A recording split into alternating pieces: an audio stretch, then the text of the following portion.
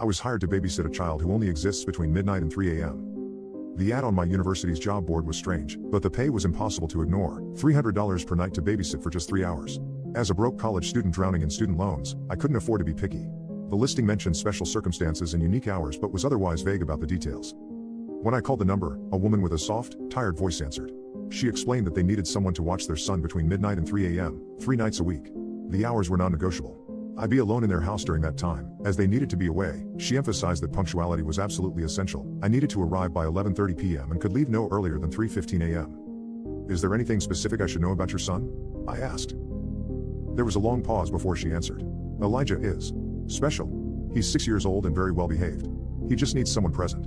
You'll understand when you meet him. The house was in an older neighborhood on the edge of town, a modest two-story with a well-kept yard. When I arrived for my first night, Mrs. Keller greeted me with visible relief in her eyes. She was thin, almost gaunt, with dark circles under her eyes that spoke of chronic sleeplessness. Thank you for coming, she said, ushering me inside.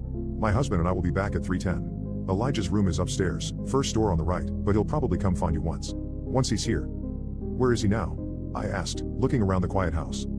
He'll be here at midnight, she said simply. There are snacks in the kitchen. Please don't leave the house under any circumstances between midnight and 3 a.m. It's very important. Before I could ask more questions, she and her husband hurried out the door. I heard their car start immediately, like they couldn't get away fast enough. The house was beautiful but eerily quiet. Family photos lined the walls, but strangely, none featured a child. I explored the living room, the kitchen, even peeked into the master bedroom, but found no evidence that a child lived there. Around 11:55, curiosity got the better of me, and I went upstairs to see Elijah's room. The door was decorated with colorful wooden letters spelling Elijah. Inside was a perfectly maintained child's bedroom, toys neatly arranged on shelves, a small bed with rocket ship bedding, glow-in-the-dark stars on the ceiling. But something felt off. The room was dustless, perfect, like a display in a furniture store. Nothing seemed used or lived in. The bed was empty and made. I checked my phone, 11:58 p.m. I decided to wait downstairs. At exactly midnight, the temperature in the house dropped suddenly. The air felt heavy, charged with something I couldn't name. A soft thump came from upstairs, followed by the creak of a door opening. My heart thundered in my chest as light footsteps pattered down the stairs. A small boy appeared at the bottom step. He looked perfectly normal, tousled brown hair, dinosaur pajamas, clutching a worn stuffed rabbit. He smiled when he saw me. Are you my new sitter? He asked. I nodded, my mouth suddenly dry. I'm Maya. You must be Elijah. He nodded enthusiastically. Do you want to play dinosaurs? Or we could watch cartoons. Mom lets me stay up when I'm here. His phrasing struck me as odd, but I brushed it aside. We spent the next hour playing with his toy dinosaurs. He was articulate and sweet, telling me elaborate stories about his dinosaur kingdom. Nothing seemed unusual except for one thing: he was cold. Not his personality, but his actual physical presence. When his hand accidentally brushed mine, it felt like touching ice. Around 1:30 a.m., he wanted a snack. In the kitchen, I noticed something unsettling. The refrigerator was covered in children's drawings held up by magnets, but each was dated years apart, one from 2015, another from 2019, the most recent from last year.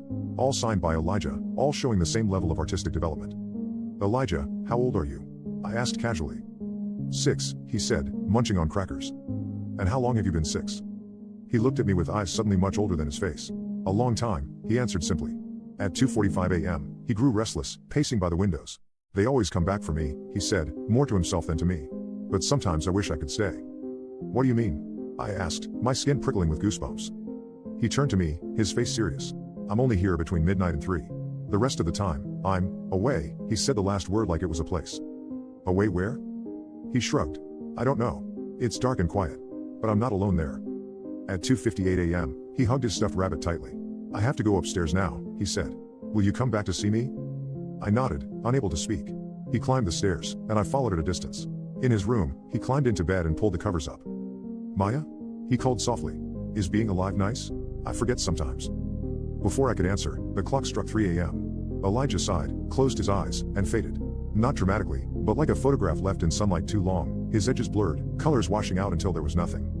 The bed was empty and made, exactly as I'd found it. I sat frozen until I heard the Keller's car in the driveway at 3:10. When they entered, they studied my face and knew I'd seen everything. He drowned in the lake behind our house 8 years ago, Mrs. Keller whispered. He was 6. 3 months after the funeral, he appeared in his room at midnight. We thought we were hallucinating from grief, but he was there, solid, real, our boy. Only for 3 hours, Mr. Keller added. We can't stay in the house when he's here. It's part of whatever rules govern this. If we try to stay, he doesn't appear. We've tried everything to bring him back permanently, Mrs. Keller continued, tears streaming down her face. But this is all we get. 3 hours, 3 times a week. We've never missed a night. "Why do you need me here?" I asked. "Because we had to leave town for my mother's funeral," Mrs. Keller explained. "And he can't be alone when he's here. If no one's present, he might stop coming altogether. We can't risk that." I should have quit. Anyone sane would have. But I came back the next night, and the next. Elijah was always waiting at midnight, always fading at 3. Sometimes he remembered our previous times together, sometimes he didn't. One night, I asked him if he knew he was dead. "I'm not dead when I'm here," he said simply, arranging his dinosaurs in battle formation. "That's what matters, right? I don't know if I'm helping a ghost, a memory, or something else entirely. But every night as the clock approaches 3 a.m., Elijah looks at me with those old young eyes and asks, 'Will you be here next time?' It's nicer when someone remembers me." And I always say yes.